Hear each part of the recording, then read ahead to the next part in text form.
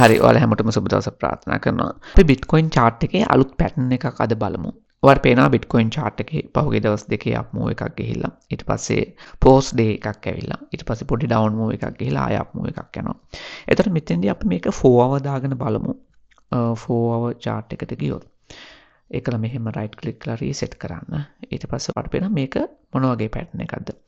මෙතන parallel channel එකක් develop වෙනවා. parallel channel එකක් අපිට ඇඳ ගන්න පුළුවන්. මේ trend line අදින තැනට ගිහලා මෙන්න මේ arrow එක click කරලා මෙතන parallel channel එක ගන්න.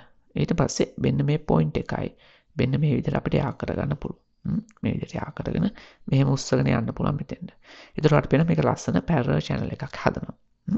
එතකොට මේ lines perfect නෑ. ඒකට හේතුව තමයි මේවා areas right. ඒ කියන්නේ එක line එකකින් අදින්න පුළුවන් තැන් නෙමෙයි මේවා areas. ඒතර මේක parallel channel එකක් කියලා අපිට ගන්න පුළුවන්. parallel channel එකකදී අපි analyze කරන්න ඕනේ මෙන්න මේ විදිහට. ඒ කියන්නේ market එක up වුණොත් එහෙම මේ parallel channel එක break වුණොත් break වෙලා මෙහෙම retest කරොත් up move එකක් යන්න පුළුවන්. හැබැයි මේ parallel channel එක down move එකක් යන්න පුළුවන්. නැත්නම් parallel channel එකේ මේ lower trend line එක break වුණොත් මෙන්න මේ විදිහට market එක මෙන්න මේ විදිහට down move එකක් යන්න පුළුවන්.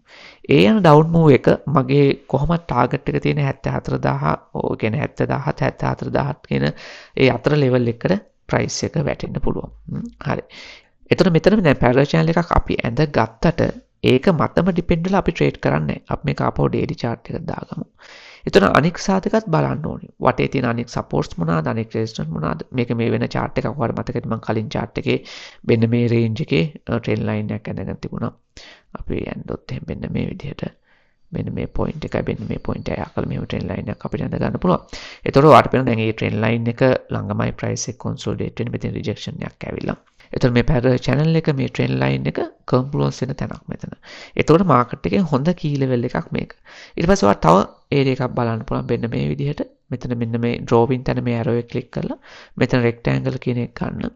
ඒකල අපිට trend area එකක් මෙන්න මේ විදිහට ඇඳ ගන්න පුළුවන්. මෙන්න මේ wick එකත් එක මෙහෙම අහුවෙන්නේ. ඒකල මෙන්න මේ wick කොටසත් ඊට පස්සේ මෙන්න මේ wick එකත් එක්ක කොහොම යන්න. කොහොම ඇඳගත්තොත් එහෙම මේක හොඳ key level එකක්.